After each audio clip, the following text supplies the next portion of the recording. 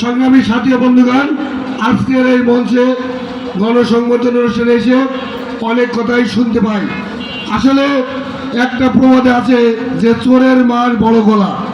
আপনারা জানেন আসলে আমাদের পার্শ্ববর্তী ইউনিয়ন, আমার ইউনিয়ন, এইসব ইউনিয়নের জায়গা নিয়ে কথা হচ্ছে যেসব জনপ্রতিনিধি নিয়ে, তারা তো আসলে ভোটে পাস করেনি, এরা ভোট চুরি ডাকাতি করে এরা হচ্ছে জনপ্রতিনিধি হয়েছে। তাই এরা জনগণের মূল্য কি বসবে?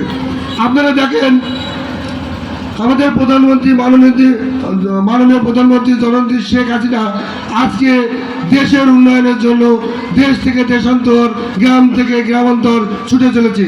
দেশের মানুষ আজ ভালো থাকার জন্য তারা করছে নাকি?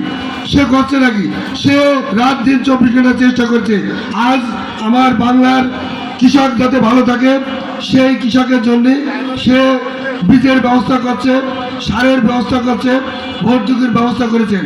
বাংলার খেটে খাওয়া মানুষ যাতে যারা দিন মজুরি করে চলে তাদের জন্য ফ্রি চালের ব্যবস্থা করেছে, 10 টাকা কেজি চালের ব্যবস্থা করেছে, 15 টাকা কেজি চালের ব্যবস্থা করেছে।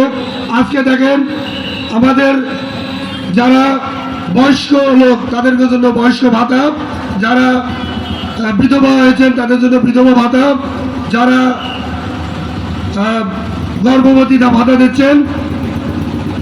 আজকে সরকার দিচ্ছে নাকি?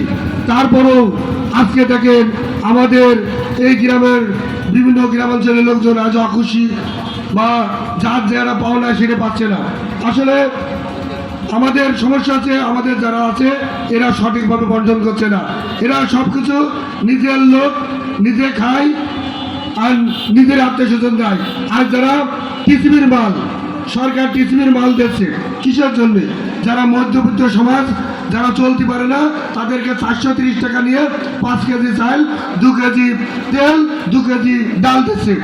আজকে মানুষ যাতে অভাবে কষ্ট না পায়, আমাদের সরকার মাননীয় প্রধানমন্ত্রী শেখ হাসিনা বাংলায় যাতে কেউ না খেতে থাকতে পারে সেই জন্য সে চেষ্টা করছে। কিন্তু আমাদের লোকজন কি করছে? আমাদের জনপ্রতিনিধিরা তাদের লোক আজ যে 2তলা বাড়ি হয় তাও তা দিচ্ছে, আজ যে 4তলা বাড়ি হয় তাও দিচ্ছে। কৃষিরা চাই, ভোটেরা চাই। আসলে তারা তো জনগণের ভোট দিয়ে পাস করে নাই, তারা জনগণের মর্ম কি বসবে? অনেক নেতাই আছে যারা বলে আরে আমার কি জনগণের ভোট ঠিক আছে, আমি তো ভোট মেরে নেবো, তাই তো চাল দেওয়ার গম দেওয়ার দরকার আছে।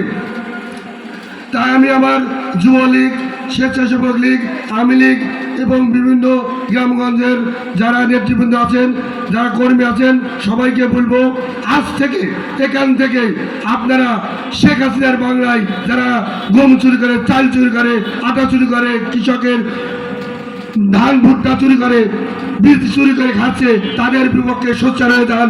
যেখানেই দেখবেন দুর্নীতি, যেখানেই দেখবেন যারা দুর্নীতি করছে তাদের বিরুদ্ধে রুখে দাঁড়াবেন, তারা যাতে আর দুর্নীতি করতে না পারে। একটা কথা মনে রাখবেন, আপনারা যেখানেই বাধা দেবেন সেখান থেকে ওরা ন্যাজ গুটিয়ে চলে যাবে। তাই আমি বলবো আপনারা আজ থেকে এরপরের থেকে শেখ হাসিনার সম্মান রাখতে, আমার নভেম্বর ইজ্জত বাঁচাতে কেউ যাতে কোনো গরিব মানুষ, অসহায় মানুষ যাতে কোনো কিছুতে বঞ্চিত না হয় আপনারা রুখে দাঁড়াবেন। আর আমি ছোট্ট ক্ষুদ্র পরিসরে আমি আছি আপনাদের পাশে, নভেম্বর একটা কর্মী হিসেবে সরোজগঞ্জ বাজারে সদর ইউনিয়নে সবসময় আপনাদের পাশে থাকবো। আপনাদের যখন যেখানে ডাকবেন আমরা সেখানে আসবো, যখন যেখানে অন্যায় হবে সেখানে ডাকবেন, আমি নভেম্বর কর্মী হিসেবে আপনাদের পাশে সবসময় থাকবো। এই কথা আমি আজকে এই মঞ্চেতে দিয়ে যাচ্ছি। সংগ্রামী সাথী বন্ধুগণ, আপনারা জানেন গত 21শে ভোট, যে ভোট নবনির্বাচিত আমাদের মেয়ে ভাই চেয়ারম্যান হয়েছে, এই ভোট নিয়ে নানা ষড়যন্ত্র চলেছে, এই ভোট নিয়ে টাকার খেলা চলেছে, এই ভোট নিয়ে কারচুপি করার চিন্তা ভাবনা করছে। আমরা সারা রাত দিন ধরে পাহারা দিচ্ছি, কাউকে কোনো সুযোগ দিইনি কোনো কেউ যাতে কারচুপি করতে পারে।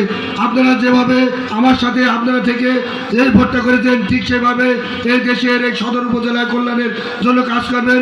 আমার মেয়ে ভাই নঈম ভাই যাতে আগামীতে চুয়াডাঙ্গা 1 আসনের সংসদ সদস্য হিসেবে আপনাদের মাঝে আসতে পারে, আমাদের মাঝে থাকতে পারে, সে আশাবাদ ব্যক্ত করে আপনারা তার জন্য দোয়া করবেন, আমার জন্য দোয়া করবেন, সর্বোপরি সবার জন্য দোয়া করবেন।